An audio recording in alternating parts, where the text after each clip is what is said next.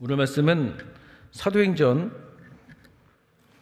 18장의 말씀입니다. 사도행전 18장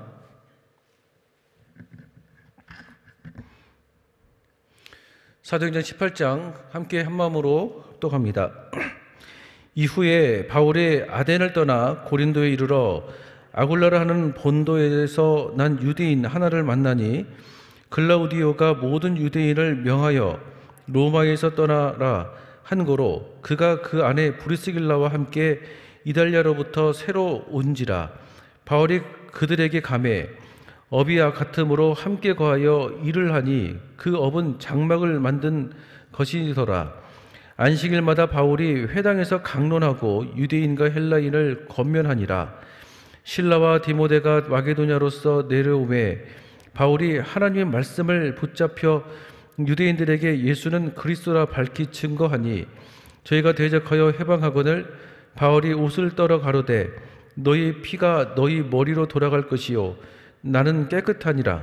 이후에는 이방인에게로 가리라 하고 거기서 옮겨 하나님을 공경하는 디도 유스도라 하는 사람의 집에 들어가니 그 집이 회당 옆이라. 또 회당장 그리스보가 온 집으로 더불어 주를 믿으며 수다한 고린도 사람도 듣고 믿어 세례를 받더라.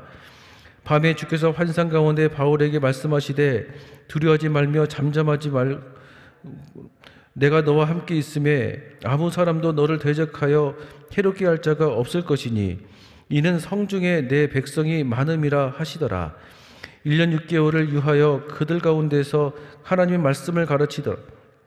갈리오가 아가에 총독되었을 때에 유대인이 일제히 일어나 바울을 대적하여 재판 자리로 데리고 와서 말하되 이 사람이 율법을 어기어 하나님을 공경하라고 사람들을 권한다 하거늘 바울이 입을 열고자 할 때에 갈리오가 유대인들에게 이르되 너희 유대인들아 만일 무슨 부정한 일이나 괴악한 행동이었으면 내가 너희 말을 들어주는 것이 가하거니와 만일 문제가 언어와 명칭과 너희 법에 관한 것이면 너희가 스스로 처리하라.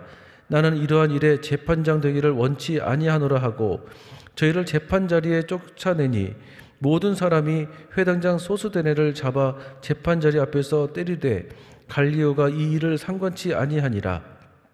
바울은 더 여러 날 유하다가 형제들을 작별하고 배 타고 수리아로 떠날새 브리스길라와 아굴라도 함께 하더라.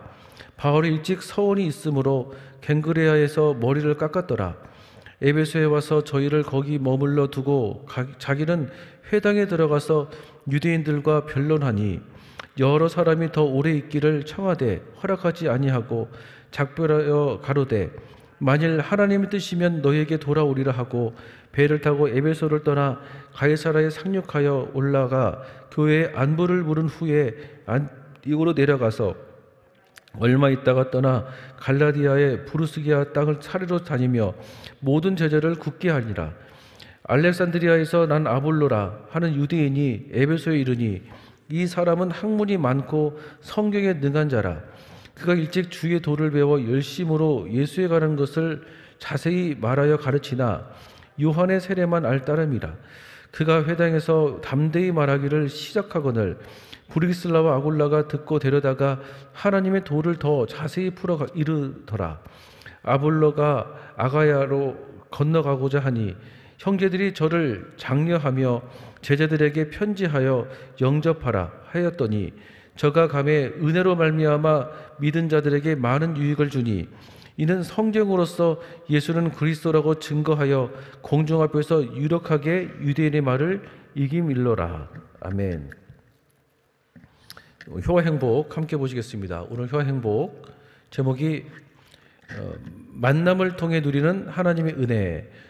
오늘 핵심 성경 구절 말씀은 18장 26절입니다.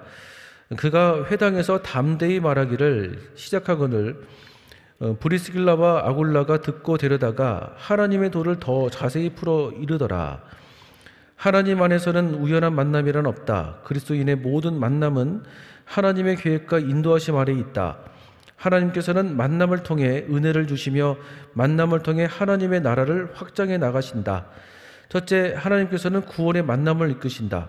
디도 유스도의 집에 거한 바울은 회당장 그리스보에게 복음을 전하게 되고 그로 인해 수다한 고린도 사람들까지 예수님을 믿게 된다. 바울과 그리스도의 만남은 구원을 이루는 만남이었다. 하나님은 죽어가는 사람들을 구원하실 때 먼저 믿은 우리를 사용하신다. 지금도 세계 여러 나라에 하나님의 사람들을 보내셔서 죽어가는 영혼들을 만나 구원하게 하신다. 둘째, 하나님께서는 성장의 만남을 이끄신다. 아볼로는 열심히 예수님에 대한 것을 가르쳤지만 요한의 세례만 알고 있었다. 이러한 아볼로를 예수님의 은혜를 먼저 깨달은 아굴라와 브리스길라가 데려다가 복음을 자세히 풀어서 알려준다. 그리스도인의 만남은 서로 도와 성장하길 원하시는 하나님의 뜻 가운데 있다. 말씀이 연약한 자는 말씀을 많이 깨달은 자가 가르쳐 주어야 한다. 믿음이 연약한 자는 믿음이 강건한 자가 굳세 믿음을 가질 수 있도록 도와주어야 한다.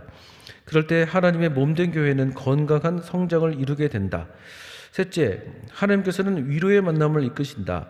긴 여행, 전도 여행에 지친 바울이 아굴라와 브루스길라를 만나 위로를 얻게 되고 마게도냐에서 내려온 실라와 디모데로 인하여 새 힘을 얻게 되어 다시 담대히 나가 하나님의 말씀을 증거한다. 신앙의 길을 걷다 보면 항상 즐겁고 행복할 때만 있는 것은 아니다. 막중한 삶의 무게에 힘겹기도 하고 계획한 일이 잘 되지 않아 답답하고 무력하기도 하다. 이럴 때 믿음의 친구만큼 우리에게 위로가 되는 것이 없다. 하나님께서는 우리에게 믿음의 친구를 허락하셔서 서로 힘겨운 삶을 나누며 위로가 되게 하신다. 하나님 안에서 만나는 모든 만남을 소중히 여기자. 만남을 통해 더 깊은 하나님의 은혜를 깨닫게 되며 예배의 축복을 누리게 된다. 아멘. 오늘 말씀을 기초로 해서 주의 말씀을 잠시 나누고 기도하겠습니다. 바울의 2차 선교에 관한 내용들이 담겨 있는 곳이 사도행전 15장과 16장 그리고 17장 그리고 사도행전 18장 18절까지의 내용들입니다. 2차 선교여행을 그가 감당하면서 힘들고 어려운 일도 있었지만 유익하고 보람된 만남도 있었습니다. 그런데 그 과정을 통해서 하나님께서는 계획하셨던 자신의 사역들이 이루어졌던 것이었죠. 효와 행복 내용을 기초로 해서 하나님의 말씀을 좀 더 자세하게 풀어서 말씀을 드리겠습니다. 두 가지를 함께 나누겠습니다. 첫째는 구원의 만남입니다. 구원의 만남. 바울의 선교 여행은 1차에 비해서 2차 때 영적 전쟁이 굉장히 심했다고 생각이 듭니다. 마게도냐에서 전도하고 베레아를 거쳐 철학의 도시인 아덴에 이르렀을 때는 쾌락 중심으로 인간을 이해했던 에피크로스 학파를 만나게 되어집니다. 그리고 이성 중심으로 인간을 이해했던 스토아 학파를 만나게 되어지죠. 이 스토아 학파는 영지주의와 금욕주의의 뿌리가 바로 스토아 학파입니다. 에피크로스 학파와 이 스토아 학파는 예수 그리스도의 부활을 부인하는 학파였습니다. 그런데 바울이 이런 사상을 가지고 있었던 사람들과 지성적인 논리를 가지고 십자가 부활 복음을 전하고 있었던 것이었습니다. 그리고 고린도에서는 아볼로라고 하는 사람을 만나게 되어집니다. 그런데 아볼로의 제자들을 가만히 보니까 예수 그리스도가 누구신지 정확히 잘 모르고 있는 것 같아요. 그래서 그들에게 복음을 전했던 경험이 있습니다. 당시 또 빌립보 아골로 광장에서 복음을 전하다가 로마 감옥에 갇히게 되어졌는데 그래서 죽을 위기에 닥치게 되어집니다. 당시 로마 정부가 운영했던 로마 감옥은 죄의 형량에 따라서 상옥, 중옥 그리고 하옥으로 이렇게 나눠져 있는데 형량에 따라서 상옥, 중옥, 하옥에 갇혀지게 되어집니다. 바울과 신라는 복음을 전했다라고 하는 이유 하나로 하옥 그러니까 무기징역이나 사형수가 갇혀지게 되어지는 그곳에 갇혀지게 되어집니다. 눈에 보이는 현실은 암담한 어둠뿐이었습니다. 그리고 팔과 다리가 완전히 묶여 있어서 밖으로는 자신의 힘으로 나갈 수가 없는 그런 상황이 되었습니다. 그런데 그 상황에서 나를 향한 주님의 숨겨진 계획들, 하나님의 경륜이 눈을 뜨지게 되어집니다. 즉 숨겨진 영광들이 드러나는 것이죠. 자신은 로마 황제 가이사 앞에 가서 복음을 전하는 것이 자신의 유일한 꿈이었었는데 비록 죄수의 몸이 되었지만 그 죄수의 몸으로서 복음을 가이사 황제 앞에 전하게 되었던 하나님의 비밀된 계획들이 눈을 뜨게 되어서 로마 감옥 거기에서 하나님은 살아계시다고 하나님의 이름을 찬양하는 상황을 경험하기도 했습니다. 사도행전 18장을 가지고 말씀을 준비를 하는데 좀 더 내용을 보충해서 말씀을 드리면 어떨까 하는 생각이 좀 들었었습니다. 바울 신학의 핵심 중에서 여러 가지가 있는데 그 중에 가장 큰 핵심이라고 한다면 한 가지가 엔크레토스, 그러니까 그리스도 예수 안에서라고 하는 표현들입니다. 특히 바울이 썼던 서신서들을 보면 하나같이 그리스도 예수 안에서라고 하는 표현들이 상당히 많이 등장되어져요. 바울이 처음부터 그리스도 예수 안에서라는 신학적 틀을 가지고 선교 사역을 감당했던 것은 아니었습니다. 말씀드린 대로 사도 바울은 다메섹 도상에서 변화가 되어지고 부활하신 예수를 만난 것이죠. 변화가 되어지고 선교 사역을 감당을 하면서 힘들고 어렵고 여러 가지의 고통스러운 일들을 경험합니다.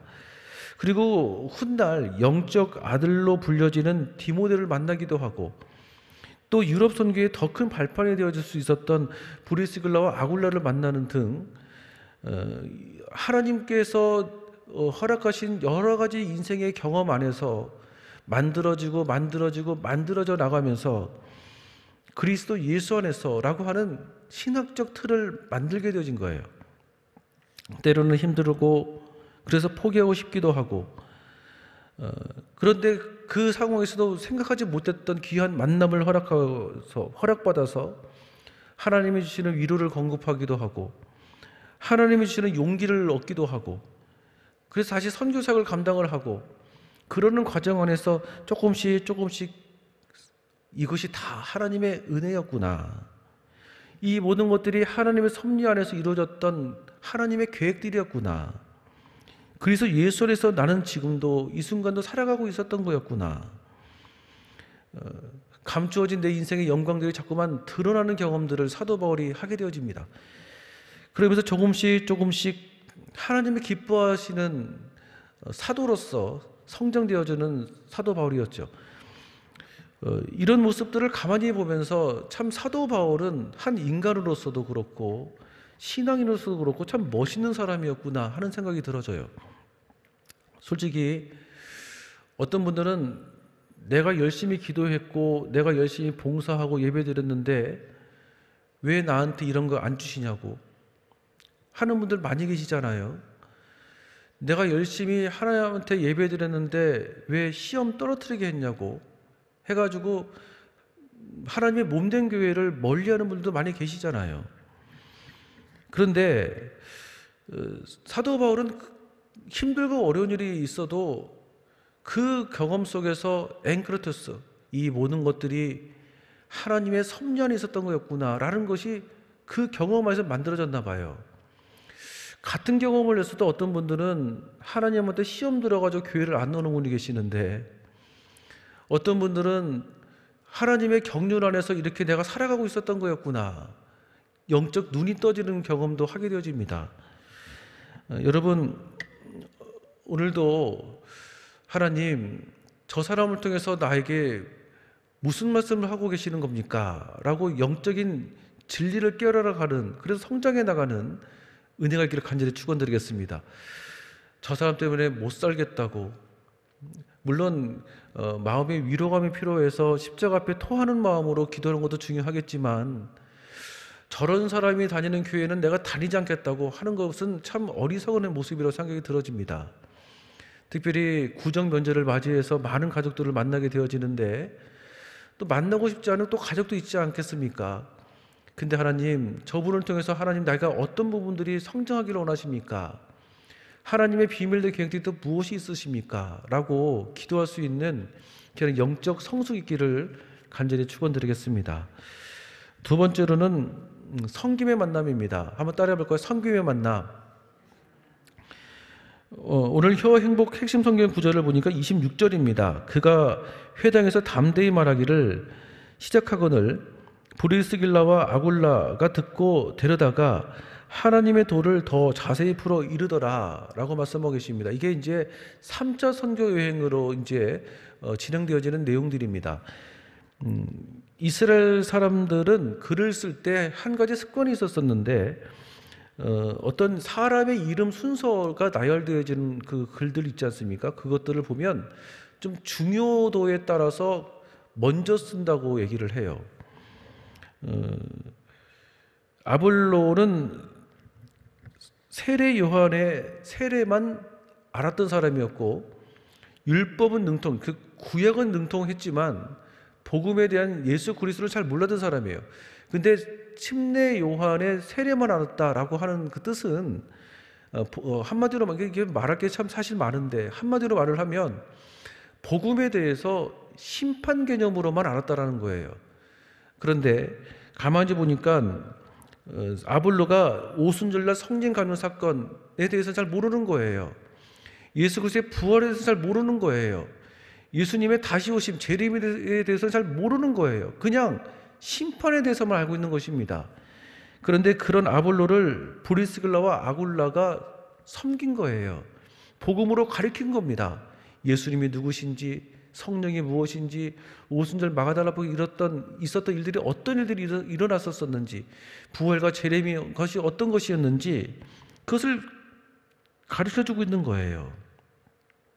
중요한 것은 브리스길라와 아굴라가 부부인데 오늘날로 말하면 평신도 사역자입니다. 이 평신도 사역자 중에서 이제 아굴라가 적극적으로 이 아내인 아굴라가 적극적으로 아볼로에게 복음을 가르친 것으로 이렇게 보여집니다. 제가 예전에 한 6년 전인가 7년 전쯤에 아는 장로님 따님이 결혼을 한다고 그래가지고 축하를 해주려고 결혼식을 간 적이 있어요. 사람들이 참 많이 왔더라고요. 근데 그냥 이렇게 서서 가만히 보고 있는데 어떤 분이 김수경 목사님 그러는 거예요. 누군가 싶어 이렇게 가만히 봤더니 제가 어릴 때 다녔던, 그러니까 저희 어머니 구역장님인 거예요. 예. 근데 그분은 제가 목사님이 된 것을 예전부터 알았고 저는 그분을 잘 못 보다가 한 20년이 좀 넘어가지고 본 거예요. 근데 이제 참 반갑더라고요. 그 결혼식이 끝나고 피로연 때 같은 테이블에 앉아가지고 얘기를 하는데 그분이 쉽게 말해서 이제 지역장님이셨어요. 선임구역장님이셨어요. 김승현 목사님 참 대견하다고. 그 어린 승현이가 이제 커서 이제 목사님이 되셨냐고. 어릴 때부터 천국이 뭔지 그렇게 물어보시더니 성령이 뭐냐고 그렇게 물어보시더니 예수님은 왜 죽으셨냐고 그렇게 물어보시더니 목사님이 되셨냐고. 참 대견하다고, 내가 참 보람된다고 그렇게 말씀을 하시더라고요. 그분이 그 당시 어린 저에게 제가 사실 질문을 좀 짓궂게 많이 했거든요. 단 한 번도 짜증내지 않으시고 물어보는 것마다 다 답변해 주셨어요. 그리고 힘들고 어려운 일이 있을 때마다 집에 오셔가지고 기도해 주시고 말씀으로 위로해 주시고 해 주셨어요. 다 커가지고도 이제 손잡으시면서 그 어린 승현이가 이제 목사님이 되셨냐고 하시는데 제가 좀 감동되고 좀 감사하더라고요. 솔직히 말하면. 예. 어쩌면 제가 목회자가 된 것도 그분의 작은 한 섬김이 분명히 있었던 것 같습니다. 그분은 정육점 아줌마였어요. 고기 쓰는 아줌마였어요. 근데 복음을 전하는데 직업은 정말 상관없는 것 같습니다. 예. 여러분, 성김의 만남에는 회복과 변화가 있는 것 같습니다. 성김의 만남에는 성숙이 있는 것 같습니다. 성김의 만남에는 하나님을 만나는 부활의 은혜가 있는 것 같습니다. 특별히 여러분 오늘 이 말씀을 듣고 구정 면제를 맞이해서 한 사람을 참 가족 안에서 소중하게 다룰 수 있는 그런 만남의 은혜가 있었으면 참 좋겠다 하는 생각이 들어져요. 믿는 자로서 한 사람을 경솔하게 대한다면 어떻게 본이 될 수 있겠습니까? 그래서 여러분, 한 사람을 소중하게 다룰 수 있는 그런 마음의 여유와 넓이가 허락하신 가정과 생활의 범사 속에 늘 함께하기를 주의 이름으로 축원드리겠습니다. 기도하겠습니다. 살아계신 하나님 아버지, 감사합니다. 하나님, 오늘도 주님의 은혜 속에서 성장하기를 원합니다. 모든 것들이 하나님의 은혜일 줄로 믿습니다. 하나님, 지금 이 순간도, 그리고 오늘도, 그리고 내일도 하나님의 섭리 안에서 내가 살아가고 있는 줄로 믿습니다. 그래서 나를 향한 주님의 신실한 비밀의 영광들이 온전하게 드러날 줄로 믿습니다. 하나님, 오늘도 만나는 한 사람에게 경솔함이 없게 허락하여 주시고 신중함 있게 허락하여 주시고 섬세하게 되게 허락하여 주셔서 하나님의 사랑이 긍정적으로 늘어나갈 수 있는 한 사람 한 사람의 하늘의 통로가 되게 하여 주시옵소서. 예수님의 이름으로 기도드립니다. 아멘.